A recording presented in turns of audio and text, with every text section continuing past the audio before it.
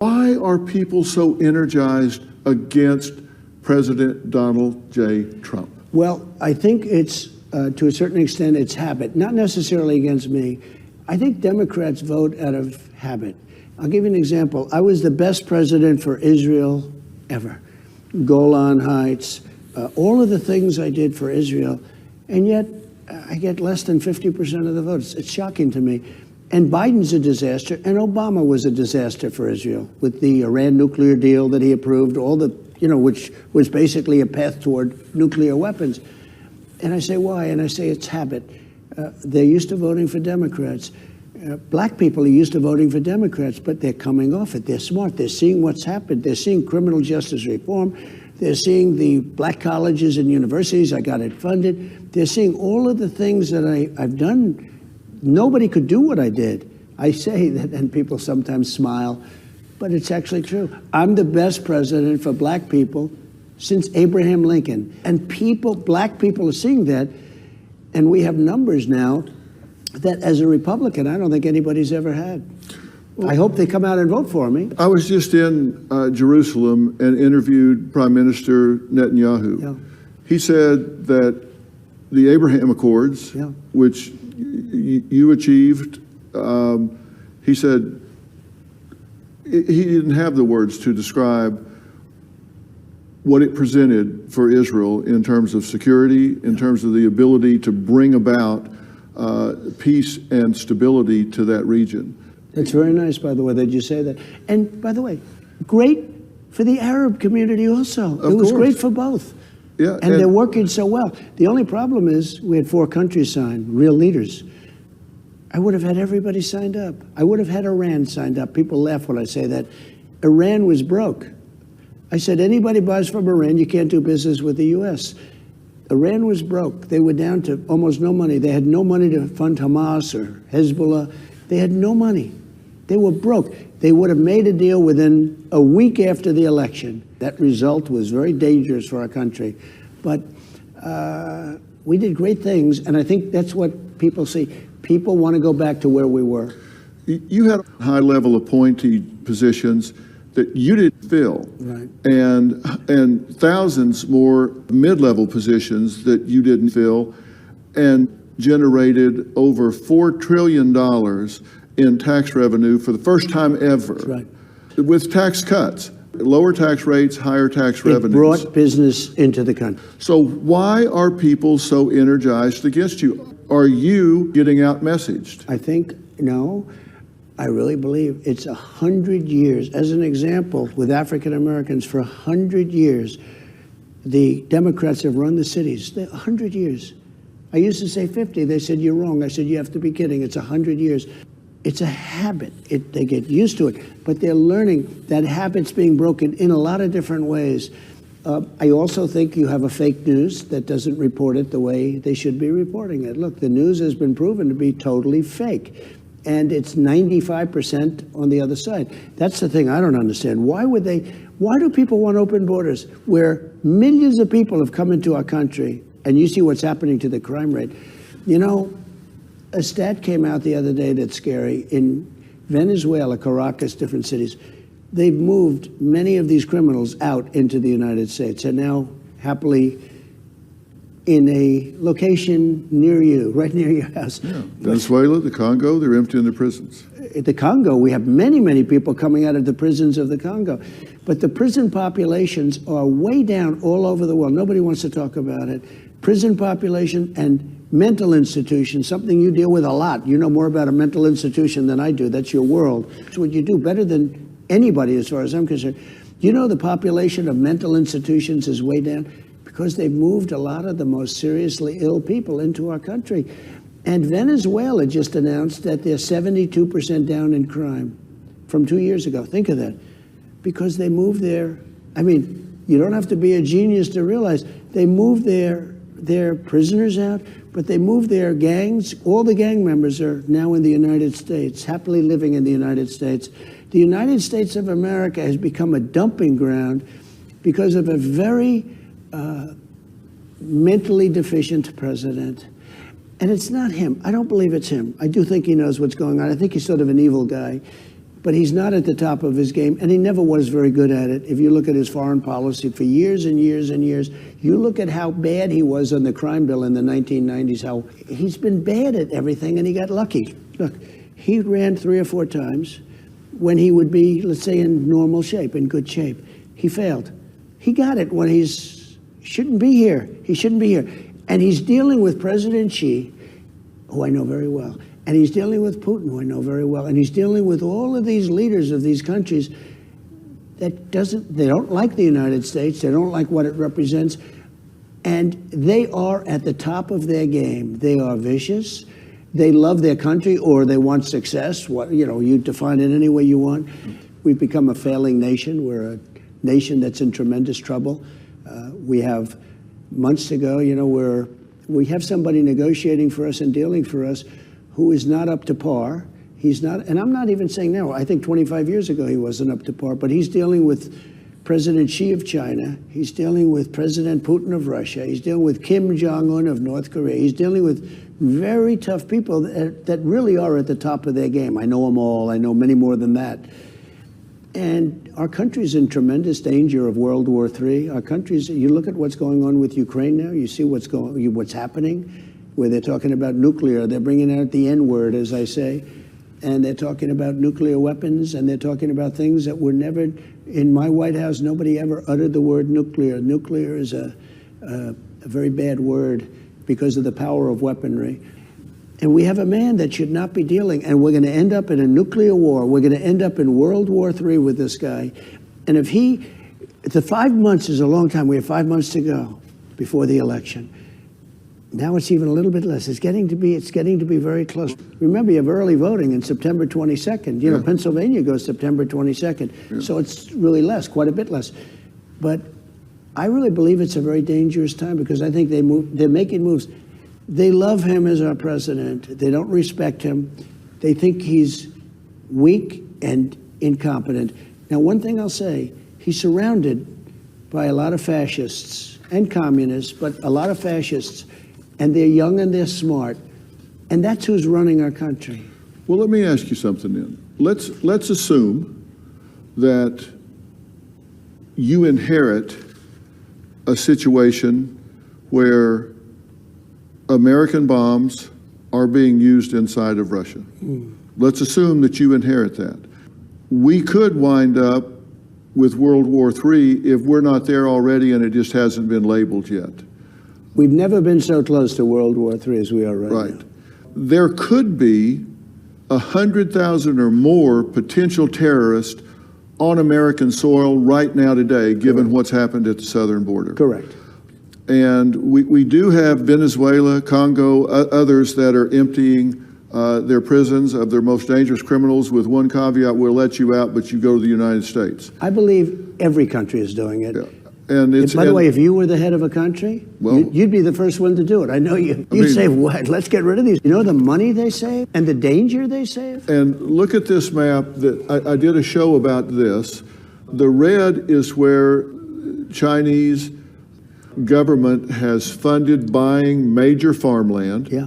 And then superimposed on that are some of our most strategic military bases. Yeah. And you can see there's Dugway Proving Ground. That's military equipment, biological, chemical weapons. They're surrounding it. Utah Test Training Range, the largest supersonic authorized restricted airspace in the United States. Whiteman Air Force Base, B-2 Spirit Stealth Bomber Base, missile drone operations, MQ-9 Reaper, Global Strike Command 3, Air Force, entire Bomber Force Nuclear Command Control and Communications.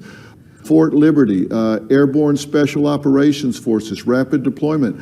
We've allowed them to come in and buy up agricultural land, wind farms, no wind, no blades on some of the towers, but they're surrounding our military bases. Right. We've allowed that to take place. You may come in and inherit all of this, and it may get worse over the next 5 months. It will. What are you going to do about that? Well, first of all, you mentioned a thing, Fort Liberty. Used to be Fort Bragg. We won world wars from Fort Bragg. Yes. And they changed the name. And I don't even want to say that they spent $37 million in doing it, because that's not the most important thing, but that's a lot of money. You know, it's pretty disgusting. Now, I will say this. We want to let people come in and invest in our country at the same time. Of course. We want them to come and invest. We don't want to make it so impossible. We have to be careful. And this is a lot of land. What disturbs me as much, because we don't want to, you know, say we're not going to let anyone come in and invest. That would be a bad thing. You know, when I was But they don't young, need to buy around our... No, there seems to be a lot of activity around those nuclear sites, to put it mildly. But the thing, when you mention Fort Liberty, I remember that battle. As soon as I got out, they changed it. But they changed many names, almost all of them. They changed the names of these forts, where we won 2 world wars and plenty of other things. And you know, there's a great anger about that. Well, as you know, they call it presentism. What they do is they take today's cultural standards and apply it to people's conduct 100 years ago, as though 100 years ago they were supposed to predict what the standards were going to be 100 years in the future and behave the way things were going to be 100 years in the future. You can't do that. It's like you drive through a neighborhood when the speed limit is 20, then they come and change it to 10 and say, I'm going to give you a retroactive ticket. And that's what they're doing. They're holding these people to the standards of today's mores and folkways based on how they behaved back and in That's that right. time. It's called presentism. And so they say, oh no, we've got to take these statues down. We've got to change these names because they were behaving in ways that we wouldn't accept today. Well, but it was accepted back then. I'm not saying it's our brightest hour. I'm not saying it's our most shining time. But these people also did great things, along with things that we may not be proud of today, but that's who they were at the time. It is never, if you know these people, because it's a group of people, and they don't represent the big majority, okay? They don't represent, No. but it's never good enough. No I matter call what it- you do. No, I Phil, call it it's tyranny never- of the fringe. Yeah, it's never good enough. You could do all the name changes, all of a sudden they'll find that's a problem. So, in If different you parts of the inherit country, this, if you inherit bombs in Russia and you have to deal with Putin, if you inherit terrorists on our soil that could attack our energy grid, how do you deal with that? I will deal with it, and I'll get the war in Ukraine settled and done by the time I get to office. As president-elect, I will get it done. As president-elect, you have great power. I was able to do great deals from the time I got elected in 2016. I was able to do great deals from the time I got elected to the time I got to office in that little, because you have great power there. You need the power of the presidency to do it. I'm going to get the war in Ukraine, if it's not done by that time. Now, it looks like it's getting worse. They're taking weapons now where they can shoot deep into Russia. Where is this going? Here's the problem. With Ukraine, which is right next to, you know, we have an ocean in between, they're in for a tiny fraction of what we're in for. And I know them very well because I did it with NATO. I said, you people are delinquent. We're paying almost the entire cost of NATO. So they, excuse the word, they screw us on trade. And then on top of that, we're supposed to defend them. And I said, it doesn't work that way. But I didn't want to do that on my first. I let them know my first. When I came back, I didn't want to do it. I was in office for like 2 weeks. Then I'm saying, but I said, you're not paying your way. And I went back the second time and I said, you have to pay. Hundreds of billions of dollars was paid. They asked me one question, will you defend us against Russia if we haven't paid? I said, absolutely not. As soon as I said that, oh, and I took a lot of heat from the fake news. The fake news went crazy when I said that, because I said I won't defend them.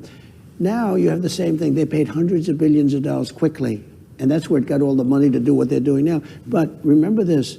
So we're probably in for $250 billion. You know, they just got $62 billion, and now I heard today that they need more money. It's going to never end. Now, you have some people that say it's not a war that should have ever been started. It would have never started if I was president. Putin would have never done it. First of all, energy went up so much that he makes money on it. You know, when you get up to $100 a barrel, I had it at $40 a barrel, Phil. It's so different. Yeah. But it would have never happened. But now it has happened. You know, sometimes I hate to say almost that it would never have happened. And Israel would have never happened. The attack on October 7th would have never happened because Iran was broke. And Iran wasn't funding Hamas, and they weren't funding any of the terrorists, Hezbollah, all of them. There's like 28 of them. They had no money. They were broke. I said to China, if you buy oil from Iran, you can't do business in the United States. They didn't want to take any chance on that. Everybody stopped. And we had no terrorist attacks. And I never wanted to talk about it when I was president because I didn't want to jinx it. I wanted to get up and say, we have had no terror. Think of it. During my 4 years, we had no terrorist attacks. This nation is in such danger right now with the people that you're just talking about coming in. And it was interesting because I saw 29,000 Chinese people, and they showed it on camera.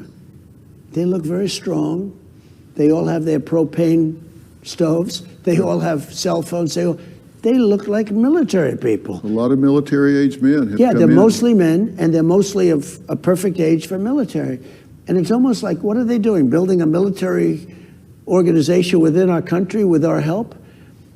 We have people running our country who are grossly incompetent, headed up by a president that should never be there. How do you unravel that? Well, you have to do it with people, and we'll do it. I have the same thoughts as you do. You know, a lot of common sense to this stuff. It's not, we talked about it before. Conservative, liberal, I don't care. It's common sense. We need borders. We need low taxes. We need good education. We need a strong military. I rebuilt the entire military. The entire military was rebuilt. I built a wall that was so great. And I got Mexico to give us 28,000 soldiers while I was building the wall to keep people out. We didn't have what you have today. We had the lowest day the week that I left office, and it was a sad day for this country. The week that I left office, that's when we had our lowest illegal flow of immigrants coming into our country. And all Biden had to do is leave it in place. I had a thing called Remain in Mexico. They had a Remain in Mexico. How good is that? They had catch and release in Mexico. It was so stupidly run. And all Biden had to do when he goes to the beach, he's always in the beach, right? He thinks he looks good in the bathing suit. Some advisor said, go to the beach, you look great, Joe. And he can't even lift a chair, which weighs about 6 ounces. Those chairs that you can lift. They're meant for children and old people to lift. So Joe is in the sand, and he's in the beach, and he's totally decimating everything that we built. We built the strongest border in the history of our country, and we're going to do it again. Just one little thing. In 2016, I got elected maybe because of the border. But that border was a fraction. It was nothing compared to what the border is today. And I fixed it. And in 2020 when I ran, I couldn't even talk about it. Nobody wanted to hear about the border because I fixed it. I'll fix it again. But the border today is many, many times worse than it was in 2016. Well, I've been to the border, and they just straight up say we're using tax dollars to send some of these children that are coming across the border into known prostitution rings, into sweatshops, because we don't have the ability to check. They're just sending them off. We have 88,000 missing children. Now, can you imagine if that were Trump that had 88,000 missing children? Yeah. 88,000, that's a Holocaust. That's as bad as think of it. These are young, very young children, and also women. They take women, and they trade women. And I had it brought down to the lowest level because I had a border that was actually strong. And you're going to take it back to that? Oh, we're going to bring it back, and I think then some. One thing, and you know this better than anybody, that you got to know people. It's about people. If you put a great person at the head of a big agency, lots of good things happen. In my business, if I have a good super in real estate, superintendent, running one of my buildings, and if I move him to another building, sometimes you move him to another building but then that building, you need good people. And we had a lot of great people. I had some that I was very disappointed in. I was some that I was very, very disappointed in. But the one thing is that I was in Washington 17 times in my entire life. I never stayed over. That was reported by the news. I was very rarely there. I wasn't a Washington. I was a New York person. I was a builder in New York, a real estate guy. I had a wonderful company. Everything was going good. It would have been so easy to just to keep doing that. It was probably one of the most successful days of my life was the day before I announced I was running for president. Once you do this, the whole world changes. I even lost Oprah, okay? Oprah liked me so much. And, I haven't spoken to her, I think, since. But she's a good person. Please give her my regards. But, you do things, and my attitude is you have to do what's right. If I didn't think that I won the election by a lot, I would have never run. And I don't think I've ever said this on air before. Maybe I have. But losing the election wouldn't have been that, somebody wins, somebody loses. You go on with your life. But when you lose an election that you won by millions of votes, if I didn't think I won the election, I would have never done it a second time, because I would have lost. In other words, I would have lost. I ran because I won the election, and I know that that's what the people want. They want what you and I are talking about right now. They want strong borders, and they want good education. They want all these things that we talked about, and we're going to get it to them, and we're going to get it fast. Probably the hardest problem, the biggest problem is nuclear and the weaponry, and we have to keep out of wars and all that. But the hardest problem for our country is the millions and millions of people that have been brought into this country, that have been dropped here. Many of them should not be here. They're really, really bad people from the jails, from the places. And you know what's going to happen? You'll take 10 out, and you'll have one where it's a woman with a couple of kids, and you're going to have the news say, oh, look at this, how horrible, how hard. It's a very hard thing to do, but we have to have the largest deportation effort in the history of our country. Dwight Eisenhower had it very early on because he was one that wanted strong borders. But you're not against immigration. No, I'm totally for it. But we need it. I think we need it desperately. But I don't want their prisoners, and I don't want their people from mental institutions, and I want people to come in legally. I want to let people come in. We need it. We do need it. We need people. But we need good people. We need people that aren't going to blow up our shopping centers and kill people.